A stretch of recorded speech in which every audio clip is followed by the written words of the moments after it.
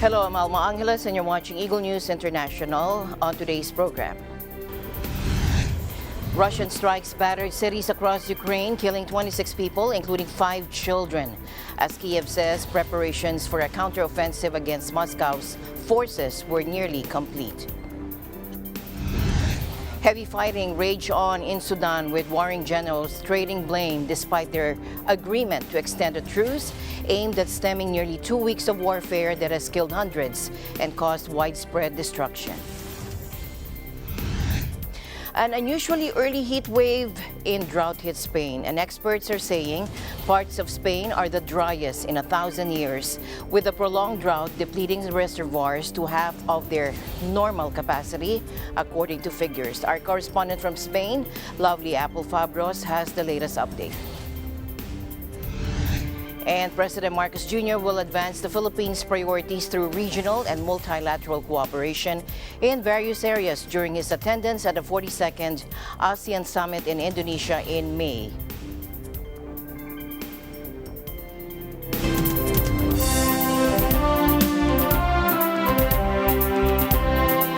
First in our news, Russian strikes battered cities across Ukraine, killing 26 people, including 5 children. As Kiev said, preparations for a counteroffensive against Moscow's forces were nearly complete. Let's take a look. И мы просто ждали помощь, пытались над этим только сконцентрироваться. Когда мы спустились, мы очень плохо себя чувствовали. Мы поехали в больницу, и нас накололи чем-то, я не знаю. Сейчас я хочу увидеть своих детей, живых или мертвых. The deadly new attacks included a strike on a residential block in the historic city of Uman in the central Ukraine, where AFP journalists saw rescue workers extracting victims' remains from a destroyed residential building. The barrage of almost 24 missiles overnight ended a weeks-long pause following the repeated Russian strikes that had aimed to paralyze Ukraine's energy grid during the winter months.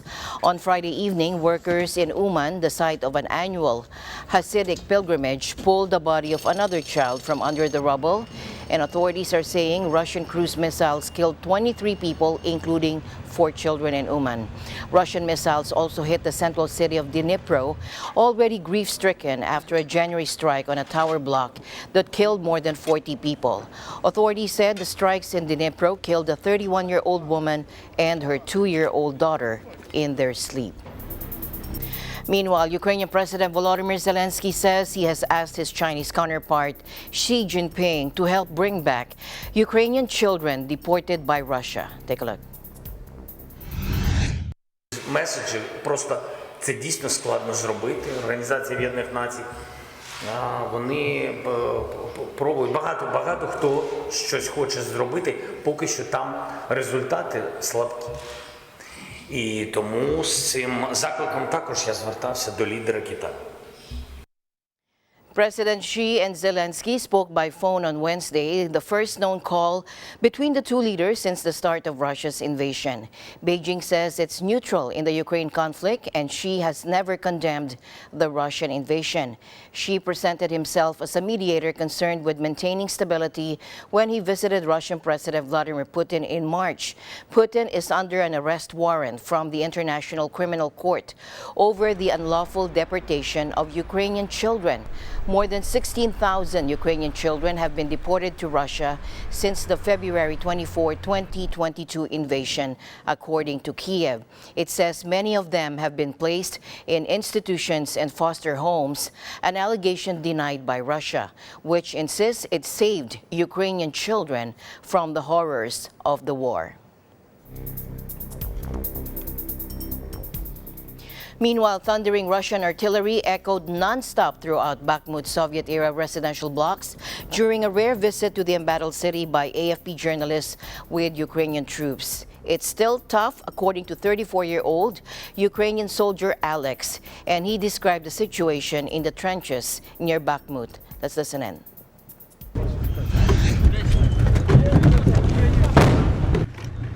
Physically, yeah, it's like difficult mentally. I'm concentrating on good things, my daughter, my parents, maybe remembering some music, metal, death metal, like this, so it helps. In the night we use thermal vision, and when it's foggy weather you can see anything, so only listening can help you. And it's very difficult when the artillery works, but we have to do this. This is our land, we have to fight for this. Everything that is possible, and even what is not, even what is impossible. I think we have lack of people, of soldiers. Yeah, like this, because we have a lot of wounded, injured, and unfortunately dead people. My friends, usually the God takes only the best ones, you know, like with nice guys like this. Sometimes it can be extremely quiet situation, so it makes it makes me scared. Why it's so quiet? If I'm alive or not? So I realized that's everything okay. So starting listening, as I hear somebody is walking, taking thermal vision. It can be hedgehog, or a fox. Something. Some small animals are still there. Yeah. So I watch them thermal vision. Okay, that's fox. Okay, not shooting them. Russia is posting incremental but costly gains, giving it control over some 80% of the devastated town. Fighting for the town, once known for its salt mines and sparkling wine production, has ground on for 10 long months. Meanwhile, heavy fighting raged on in Sudan, with warring generals trading blame despite their agreement to extend a truce aimed at stemming nearly 2 weeks of warfare that has killed hundreds and caused widespread destruction. During a briefing in Juba, South Sudan's acting Minister of Foreign Affairs and International Cooperation said that he hoped the 72-hour extension of a repeatedly broken ceasefire in Sudan would be a chance to foster talks between rival forces in the African nation. Take a look. We are yet, and of course, we have also sent a similar written request both to His Excellency Burhan and also to the leader of RSF, written one, we have sent to them both. Of course, last night we have heard the RSF have responded in accepting the ceasefire. This particular period of 72 hours or beyond could be used as a way to resume to the table of talk. There have been multiple failed truce efforts since fighting broke out on April 15 between Sudan's army led by General Abdel Fattah al-Burhan and the paramilitary Rapid Support Forces commanded by his former deputy and fellow coup leader, Mohamed Hamdan Daglo. On Thursday, the two sides agreed to extend a repeatedly broken ceasefire for 3 more days, with the U.S., Saudi Arabia, the African Union, the UN, and others hoping it would help forge a more durable cessation of hostilities. Since the power struggle between Burhan and Daglo erupted into violence, fighter jets have pounded RSF positions in densely packed districts of Khartoum as fighters on the ground exchange volleys of artillery and heavy machine gun fire. At least 512 people have been killed, 4,193 wounded in the fighting, according to Health Ministry figures, although the real death toll is likely much higher. Meanwhile, the United Nations is sounding an alarm over the prison breaks and deepening impunity in Sudan as fighting continues, with a number of suspected war criminals taking advantage of the crisis to escape. Especially if we're very, very deeply alarmed by the prison breaks. As you know, impunity has been a huge issue in Sudan going back decades. And we strongly feel, and the High Commissioner has said, that this impunity is at the root of a lot of what we are seeing today. When you see continued impunity for serious violations of international human rights law and international humanitarian law, it emboldens the perpetrators. Several jailbreaks, including of a high-security prison holding those suspected of war crimes, have taken place since violence erupted across Sudan 2 weeks ago. The UN says hundreds of thousands of Sudanese have now fled their homes, often paying huge sums to leave and facing abuses en route, as well as the thousands of foreigners who have been evacuated.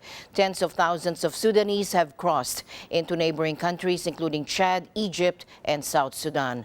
Reuters reports a UN official as saying some have walked from Khartoum to South Sudan's border, a distance of more than 400 kilometers or 250 miles.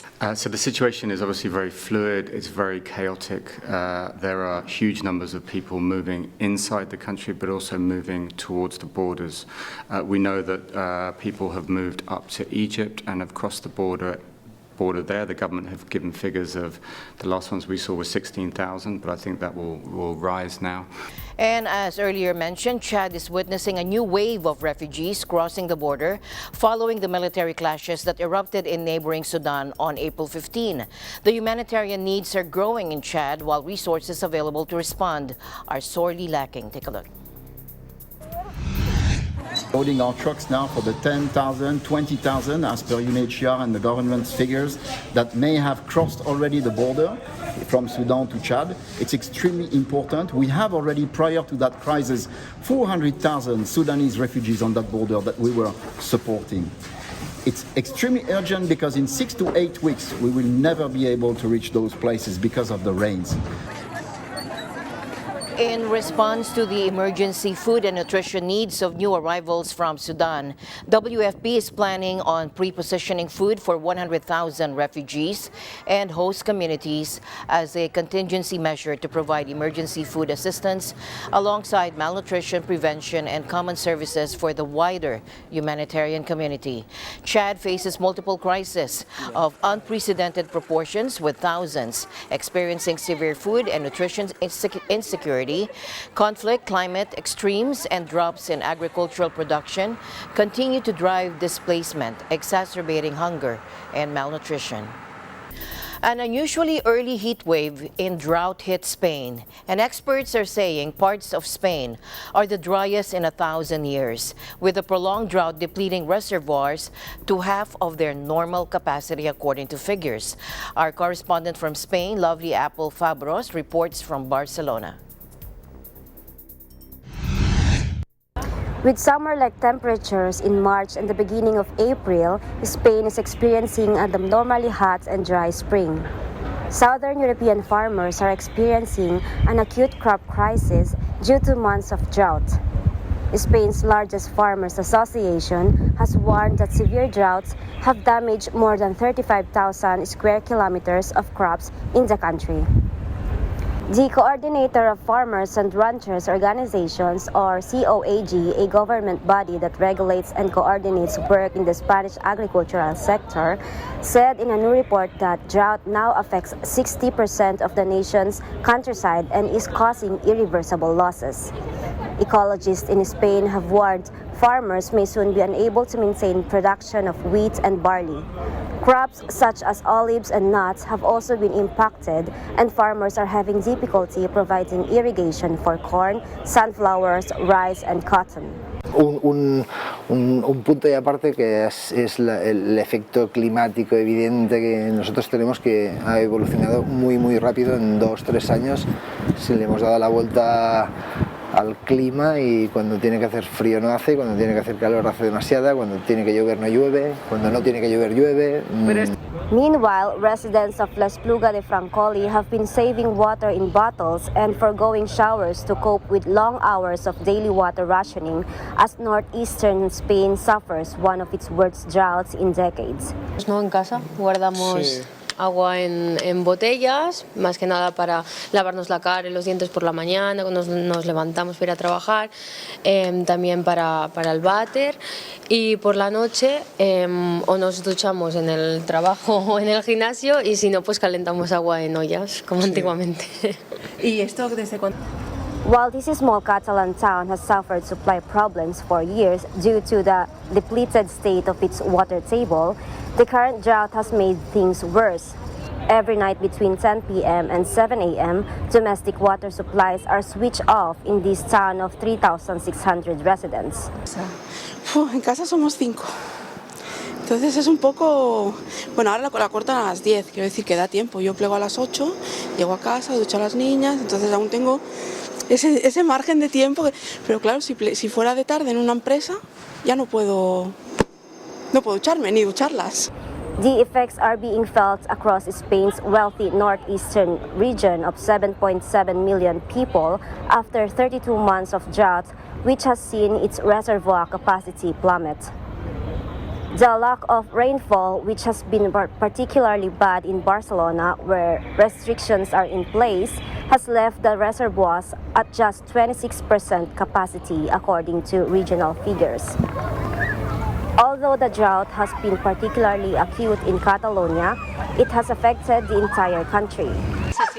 Yo pienso que sí, que se ha adelantado bastante el tiempo, el calor. En Madrid normalmente nosotros somos extranjeros, pero ya vivimos aquí en España mucho tiempo, entonces no hemos sentido este calor en abril. Sí, el tiempo de junio, de julio, agosto sí, pero abril se ha adelantado mucho el verano. Mira, la calor de hoy es verdad que no es la normal, es totalmente atípica de tener casi 40 grados. Lo único que pasa es que sí es cierto que nosotros aquí en Andalucía, sobre todo en Sevilla, estamos acostumbradas a esta calor.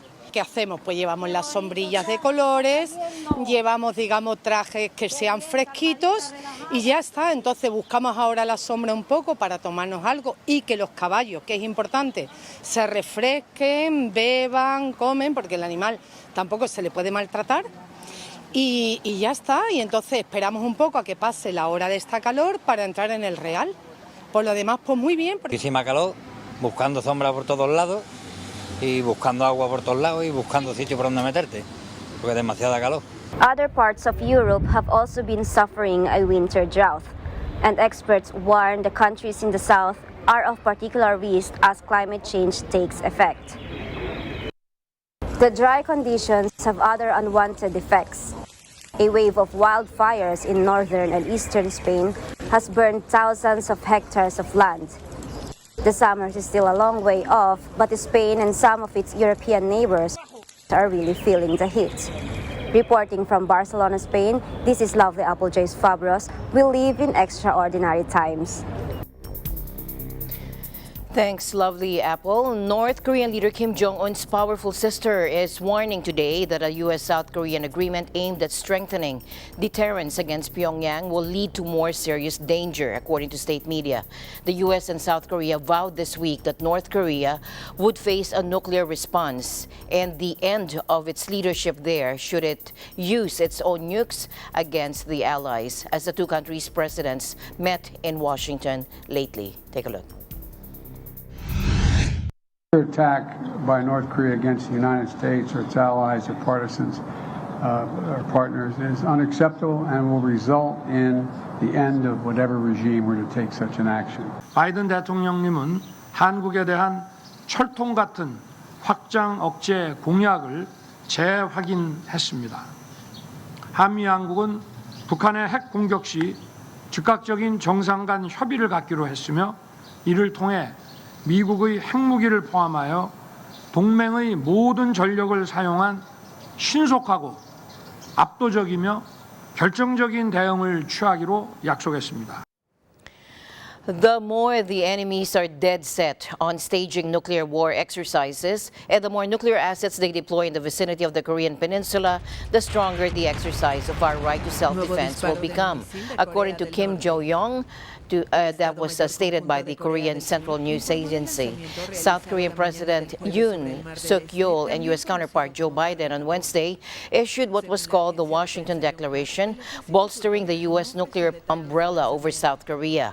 It will involve the regular deployment of strategic assets, including the first South Korean port visit by a nuclear ballistic submarine in decades. The agreement, Kim Jo-young said, would only result in making peace and security of Northeast Asia and the world be exposed to more serious danger, and it is, she said, an act that can thus never be welcome. In tonight's other news, President Marcos will advance the Philippines' priorities through regional and multilateral cooperation in various areas. This during his attendance at the 42nd Association of Southeast Asian Nations Summit in Indonesia in May. Let's listen in.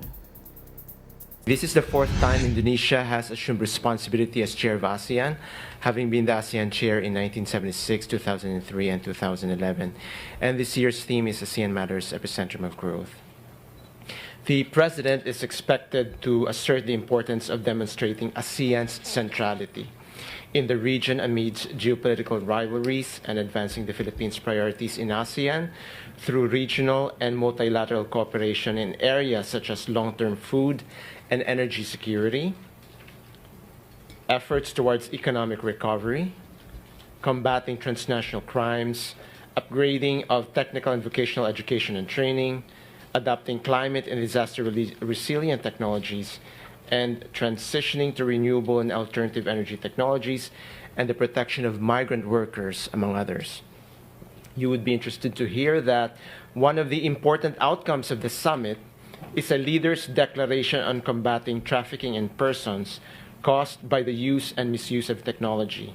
The statement is yet to be finalized, but this is something that the Philippines fully supports, owing to our advocacy in ASEAN on the protection of migrant workers and the Philippines' role as lead shepherd for ASEAN cooperation against trafficking in person under the framework of the Senior Officials Meeting on Transnational Crime. Meanwhile, DFA spokesperson Maria Teresita Daza said the opening ceremony of the 42nd ASEAN Summit will be held in the morning of May 10. Following the plenary session, a series of interfaces among ASEAN leaders and representatives and/or delegates of relevant ASEAN bodies are scheduled on the same day. The ASEAN leaders will also hold interfaces with the ASEAN Interparliamentary Assembly, or the IPA, the ASEAN Youth Representatives, ASEAN Business Advisory Council, or ASEAN-BAC, high-level task force on the ASEAN Community's post-2025 vision. The Department of Foreign Affairs also said that President Marcos will primarily pursue the administration's economic agenda, particularly promoting the Philippines as an investment destination. This during his official visit to the U.S.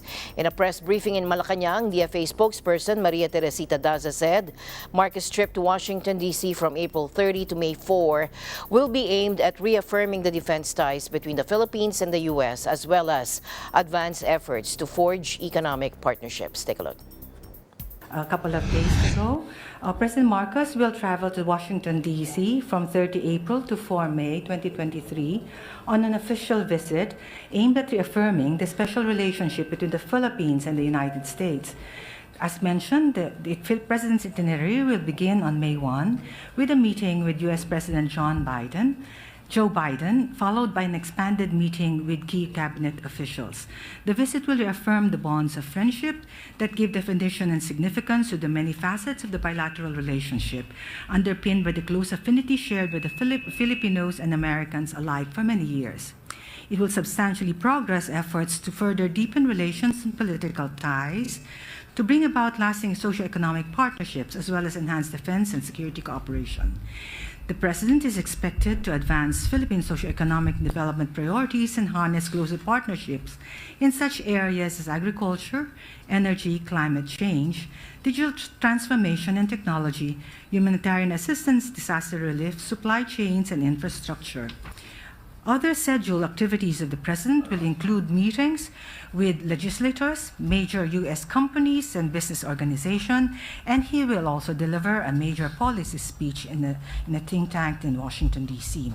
While in Washington, he will also meet with members of the Filipino community who represent the Philippine-American diaspora in the United States, numbering some 4.4 million.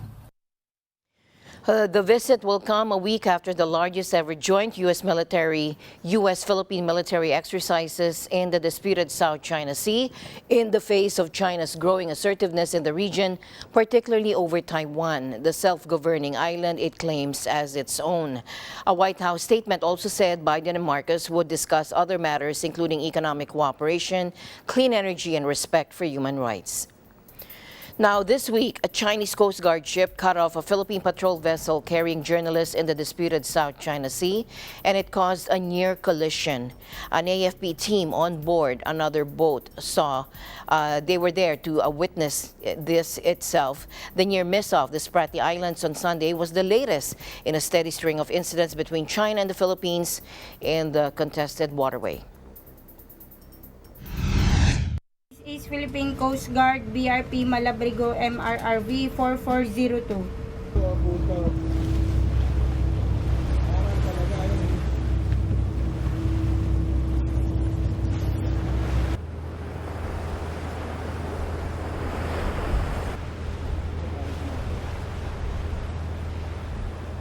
So far, ito yung pinakamalapit, no? Kasi ito hindi ko na-expect talaga na ibablock tayo ng ganon. Kasi nakita man natin nung una, shadowing lang sila, no? So muntik nang mag-collide yung aming bow, no? Kung hindi pa napigilan yon. Nag-back actually ako, meaning yung engine ko, kumbaga binak ko yung yung power para ma-suppress yung yung speed ko para hindi kami magbanggaan.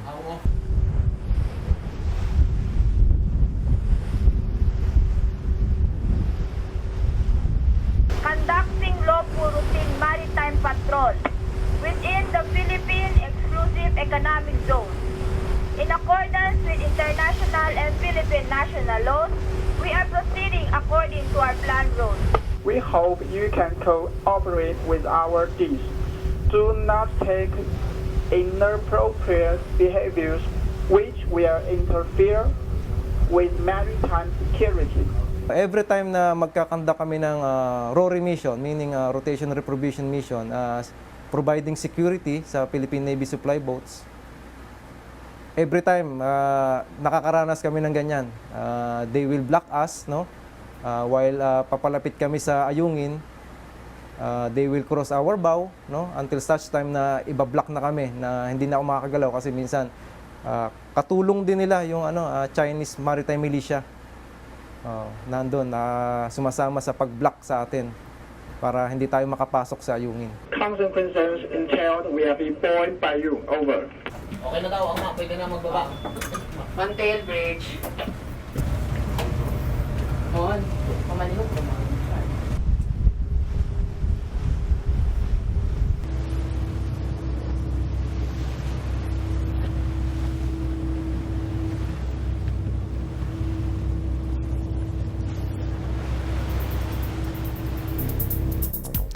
However, Chinese Foreign Ministry spokesperson Mao Ning said that the near collision in the South China Sea between the Chinese Coast Guard ship and the Philippine patrol vessel carrying journalists was caused by the Philippines' premeditated and provocative action. Let's listen in. 西方船只搭载记者冲闯仁爱礁海域，是一场有预谋的挑衅行为，蓄意找茬碰瓷，并借机炒作。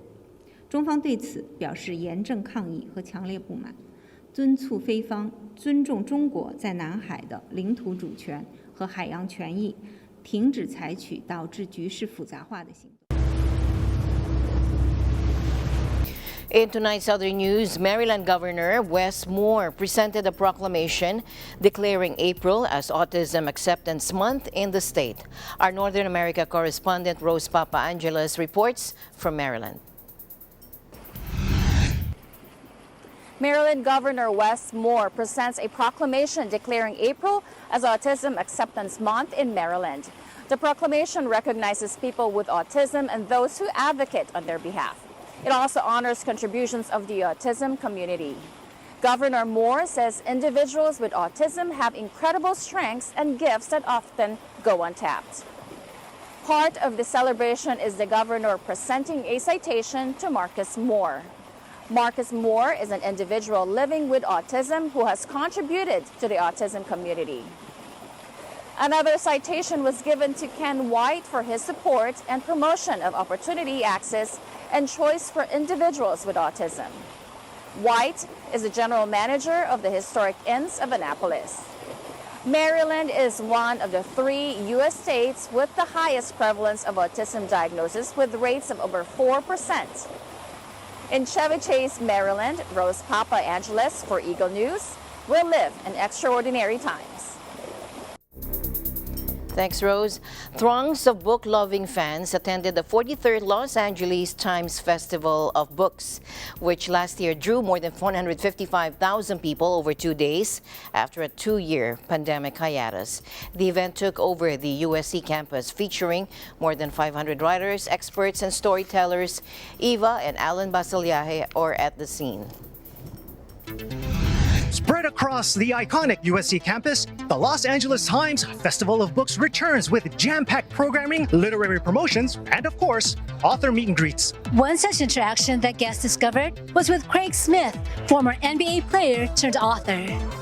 Promoting my book, Craig and His Magical Basketball. It's a story of how I became an NBA player based upon my imagination and just really manifestation of becoming an NBA player. And so I'm here just trying to inspire the youth to let them know anything is possible. And when you put your mind to it, especially at an early age, you can really see things through. So my character is originally the Rhino. I was given the Rhino nickname by Kevin McHale, former Boston Celtic great. I've been blessed to have that nickname for over years. So I just feel like using a Rhino character will really put emphasis as far as being kinder and better to animals, but also knowing that it could be anybody and you can do anything. It doesn't matter what color, size, shape, or form. There's been a few kids that came over and had conversations with, and it's just been really inspiring to see the smiles on their faces when they're actually listening to the message that I'm giving them. Being read to and having access to books early on, even at birth, is an amazing indicator of how well they'll do in school and in life. Learning to read, it builds vocabulary, it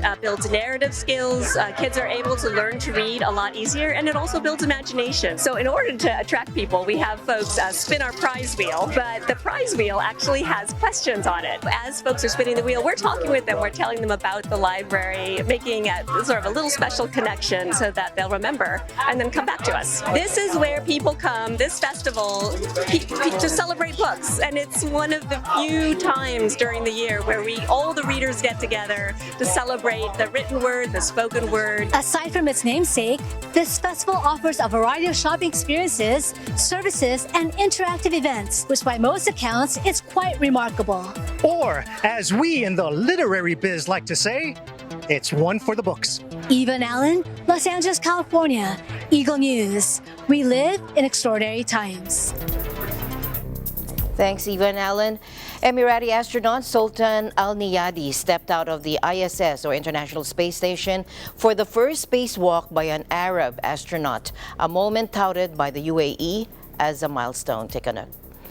Al Niyadi, 41, dubbed the Sultan of Space by his alma mater, became the first Arab astronaut to embark on a 6-month space mission when he blasted off for the ISS in early March aboard a SpaceX Falcon 9 rocket. Now, on Friday, he undertook the first Arab spacewalk in history. He wore a spacesuit that bears the Emirati flag, according to the United Arab Emirates Mohammed bin Rashid Space Center, calling it a new historic milestone. Footage was live-streamed by NASA. Al Niyadi is the second man from the wealthy UAE to go to space after Hazza Al Mansouri's 8-day mission in 2019. He's also the first Arab to embark on a long-duration space mission. The UAE is a newcomer to the world of space exploration, but quickly making its mark. It sent an unmanned spacecraft to Mars in 2021 in the Arab world's first interplanetary mission, and last year, a rover to the moon. Dubai's ruler, Sheikh Mohammed bin Rashid Al Maktoum, quickly directed the MBRSC to begin work on a second rover dubbed Rashid 2. And it's time to face the music. Why? Because here's the brand new trailer for Marvel Studios' Guardians of the Galaxy Volume 3 that just debuted at the CinemaCon 2023. Take a look. I'm gonna tell you something. I'm Star-Lord. I formed the Guardians. Met a girl, fell in love. That girl died, but then she came back. He left out some important information, but that is the gist of it.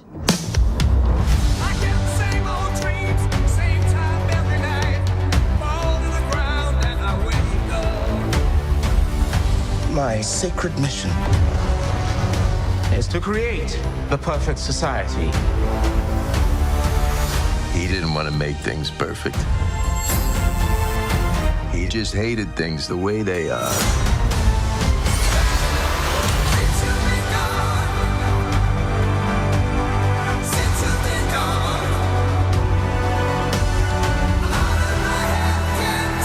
I want you all to know that I'm grateful to fight beside my friends. Incinerate them.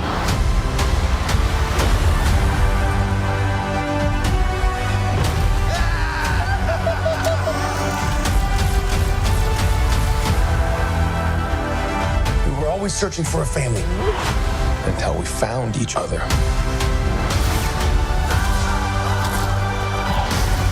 Are you ready for one last ride?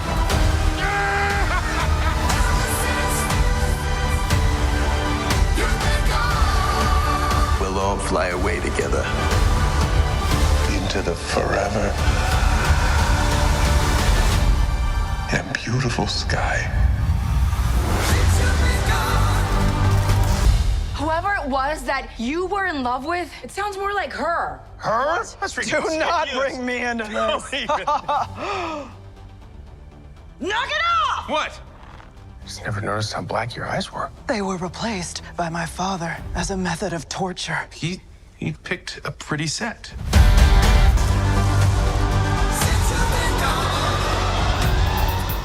As always, I'll end the day on a thoughtful note. I'll end the week on a thoughtful note. Our ability to look back and smile at our past is proof that God's plan is to keep us moving forward.